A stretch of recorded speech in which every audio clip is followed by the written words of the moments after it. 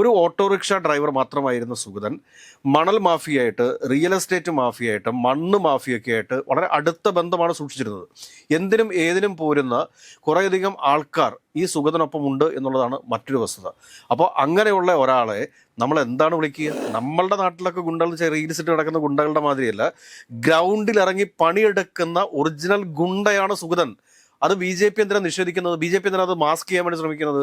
സുഗതൻ അവിടെ കാണിച്ചിരിക്കുന്നത് മുഴുവൻ നാടകങ്ങളാണ്. അതിനുശേഷം പോലീസുകാരുടെ തട്ടിക്കയറുക, യൂണിഫോം ഇട്ട ഒരു പോലീസുകാരൻ്റെ ദേഹത്ത് കൈവയ്ക്കുക എന്ന് പറഞ്ഞു കഴിഞ്ഞാൽ അത് തന്നെ ഒരു ക്രിമിനൽ ഓഫൻസ് അല്ലേ? ആ ഓഫൻസ് മാത്രം മതിയല്ലോ ഈ പറഞ്ഞ സുഗതന് കോടതി ജാമ്യം നിഷേധിക്കാനായിട്ട്. കാരണം CPM ഒക്കെ അതിശക്തമായിട്ട് ചോദിക്കുന്ന ഒരു ചോദ്യമാണ്, ഈ ഒരു ഓട്ടോറിക്ഷ ഡ്രൈവറായിരുന്ന ഈ സുഗതൻ ചുരുങ്ങിയ കാലം കൊണ്ട് എങ്ങനെ ഇത്രയും വലിയൊരു സാമ്പത്തിക നേട്ടമുണ്ടാക്കി എന്ന് ചോദിക്കുമ്പോഴത്തേക്ക് അതിനെന്താ കൗൺസിലർമാർക്ക് ഉത്തരവില്ലാത്തത്? ഓൾറെഡി നാറിയിരിക്കുന്ന ഒരു ഭരണമാണ് തിരുവനന്തപുരം നഗരസഭയ്ക്കകത്തെ BJP ഭരണം. ഇതിനും കൂടുതൽ നാറാതിരിക്കാൻ വേണ്ടിയിട്ട് നിങ്ങൾ ചെയ്യേണ്ട കാര്യം എന്താണെന്ന് വെച്ചാൽ ഈ സുഗതനെ അങ്ങോട്ട് മാറ്റി നിർത്തുക.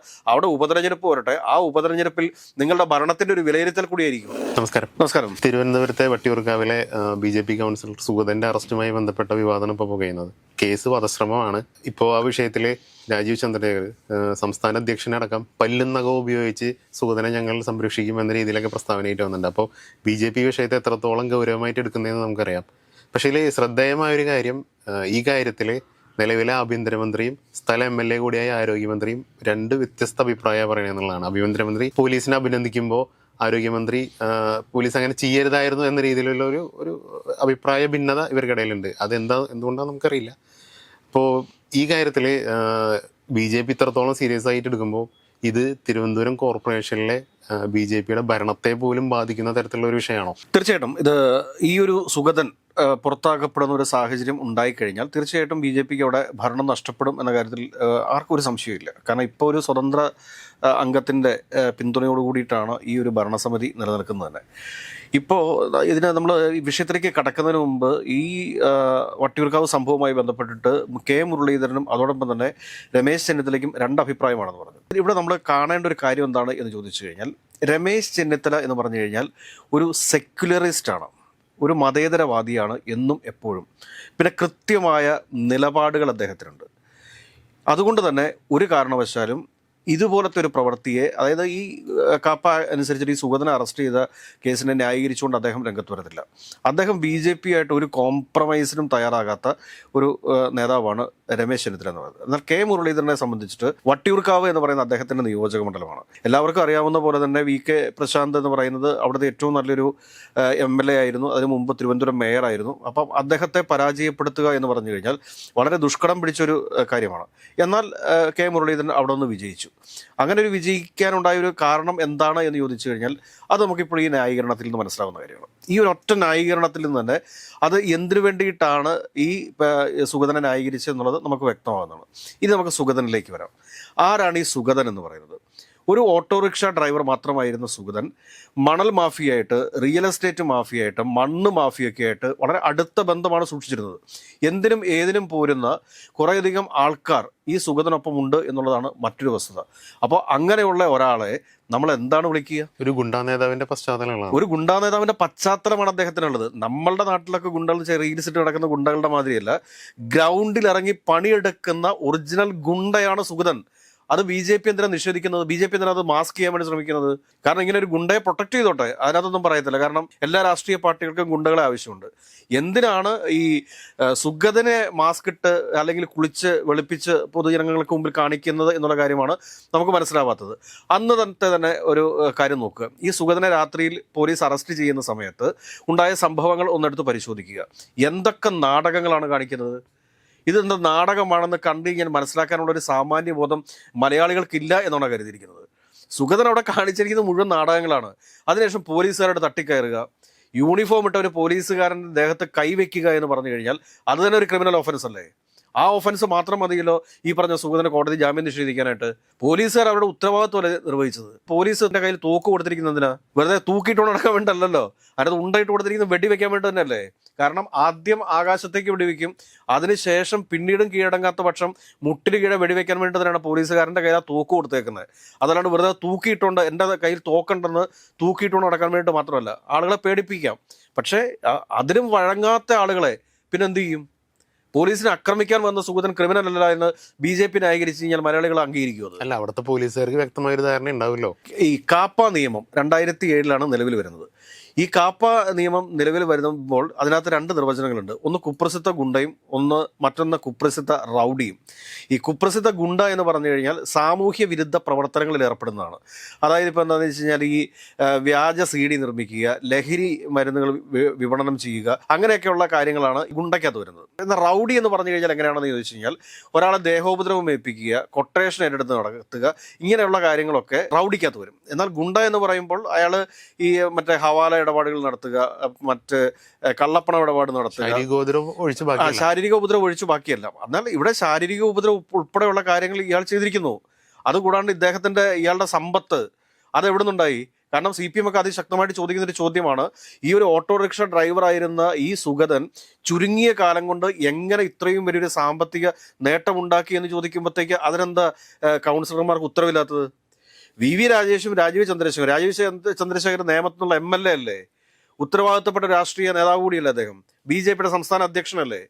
ഇങ്ങനെയുള്ള ഗുണ്ടകളെ നഗരസഭയിലേക്ക് മത്സരിപ്പിച്ച് തന്നെ BJPക്ക് പറ്റിയ അബദ്ധമാണ്. പക്ഷേ ഗുണ്ടകളെങ്കിൽ ഗുണ്ടകൾ 10 ആളുകൾ കൂട്ടാൻ സാധിക്കുന്ന, അല്ലെങ്കിൽ ആളുകളെ ഭീഷണിപ്പെടുത്തിയാണെങ്കിലും തനിക്ക് വോട്ട് ചെയ്യാൻ സാധിക്കുന്ന ആളുകളെ കൊണ്ടുവരിക എന്നുള്ളത് BJPയുടെ ഒരു തന്ത്രം തന്നെയാണ്. എന്നാലല്ലേ അവർക്കൊരു സീറ്റ് നഗരസഭ പിടിക്കാൻ വേണ്ടി സാധിക്കത്തുള്ളൂ. അവരുടെ രാഷ്ട്രീയ പ്രവർത്തനത്തിന്, BJPയുടെ രാഷ്ട്രീയ പ്രവർത്തനത്തിന് വേണ്ടിയിട്ട് BJP ഉപയോഗിച്ചുകൊണ്ടിരുന്ന ഒരു ഗുണ്ട തന്നെയാണ് സുഗതൻ എന്ന കാര്യത്തിൽ ആർക്കും ഒരു തർക്കവും വേണ്ട. ഇത് ഒരു ദിവസം രാവിലെ പോലീസുകാരങ്ങോട്ട് ചെന്ന് പിടിച്ചോണ്ട് വരുന്നതാണോ? അല്ലെങ്കിൽ കാപ്പ ചുമത്തുന്നത് അങ്ങനെയാണോ? കാപ്പ ചുമത്തുന്നത് കൃത്യമായിട്ട് ഒരു 7 വർഷത്തിനുള്ളിൽ 3 ക്രിമിനൽ കേസുകളെങ്കിലും ചുമത്തപ്പെടണം. 3 ക്രിമിനൽ കേസുകളെങ്കിലും ചുമത്തപ്പെട്ട് കഴിഞ്ഞാൽ മാത്രം, പോലീസ് സ്വമേധയാ എടുക്കുന്ന കേസുകൾ ഈ മറ്റേ ഗുണ്ടകളുടെ ഇത് വരുന്നതാണ്. ഈ റൗഡികൾക്ക് കാപ്പ ലിസ്റ്റിൽ കയറി വരണമെന്നുണ്ടെങ്കിൽ പൊതുജനങ്ങളിൽ നിന്ന് 3 കേസുകൾ ഉണ്ടാവണം. അതിന് ശിക്ഷിക്കപ്പെടണമെന്ന് നിർബന്ധമില്ല. എന്നാൽ ഈ ഗുണ്ട എന്ന് പറയുമ്പോഴത്തേക്ക് അതിനകത്ത് 7 വർഷത്തിനുള്ളിൽ ഏതെങ്കിലും ഒരു കേസിൽ ശിക്ഷിക്കപ്പെടണം എന്നൊക്കെയുള്ളൊരു നിയമമുണ്ട്. 3 പ്രാവശ്യം എങ്കിലും 3 കേസുകളെങ്കിലും പോലീസ് സ്വയം രജിസ്റ്റർ ചെയ്തിട്ടുണ്ടാവണം എന്നൊക്കെയുള്ള നിയമങ്ങൾ അതിനകത്ത് കിടക്കുന്നുണ്ട്.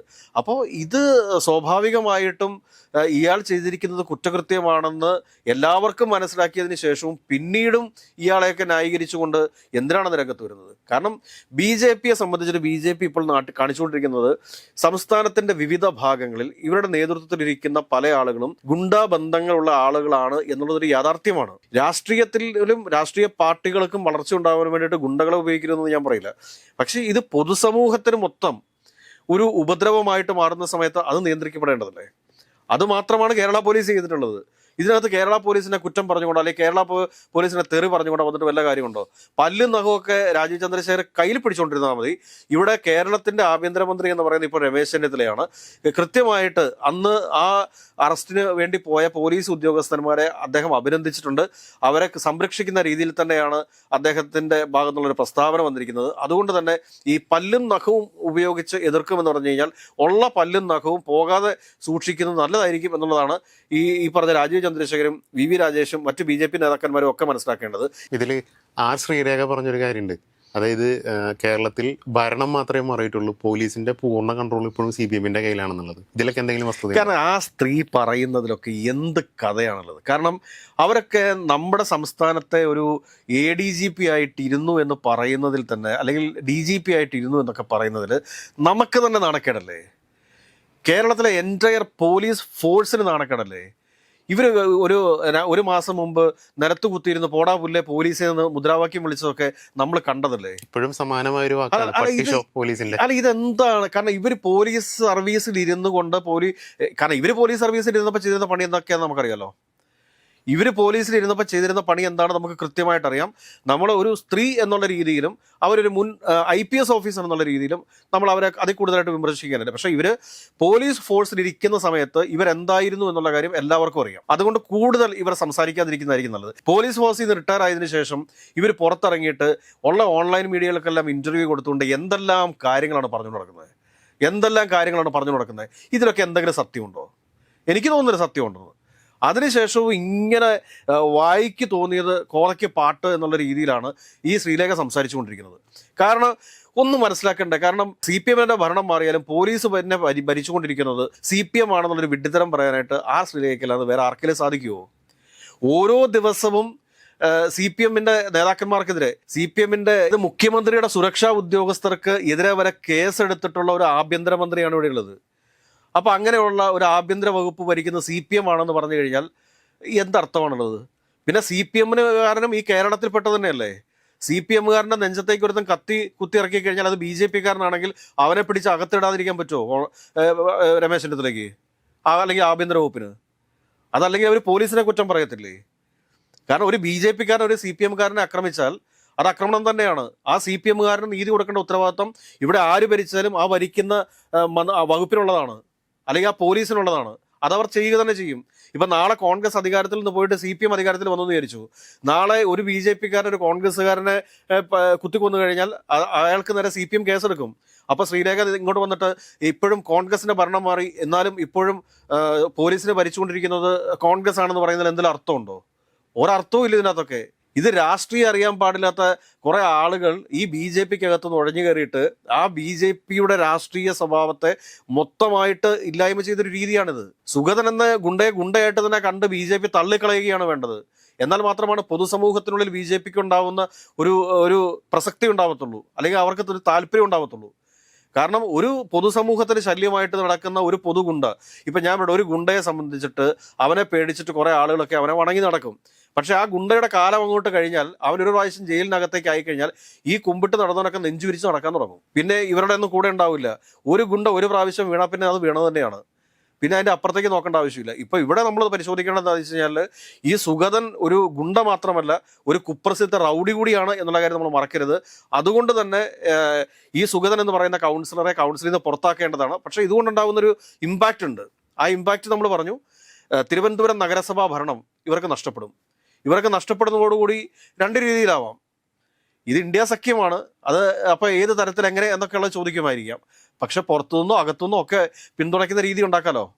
എനിക്ക് തോന്നുന്നില്ല. കാരണം എന്താ വെച്ചാൽ ഇപ്പോൾ 50 കൗൺസിലർമാരുണ്ട്. ഒരു കൗൺസിലർ പോയി എന്ന് കരുതിയിട്ട് ഈ ഒരു നഗരസഭയുടെ ഭരണം നഷ്ടപ്പെട്ടു പോകാനായിട്ടുള്ള സാധ്യതകളില്ല. കാരണം കോൺഗ്രസും CPM-ഉം തമ്മിൽ ഒരു അലയൻസ് എന്ന് പറഞ്ഞു കഴിഞ്ഞാൽ അതിന്റെ സാധ്യതകൾ വളരെ കുറവ് തന്നെയാണ്. കേരളത്തിൽ സാധ്യതയില്ല. പിന്നെ ഇപ്പോൾ CPM അല്ലാതെ മറ്റൊരു ഏതെങ്കിലും ഒരു പ്രാദേശിക കക്ഷിക്കായിരുന്നു. ഇപ്പം നോക്കുക, നമ്മൾ പാലയിലേക്ക് നോക്കും. പാലയിൽ ഇപ്പം എന്താ വെച്ചാൽ കോൺഗ്രസും കേരള കോൺഗ്രസ് എമ്മും തമ്മിൽ സഖ്യം ഉണ്ടാവാൻ സാധ്യതയുണ്ട്.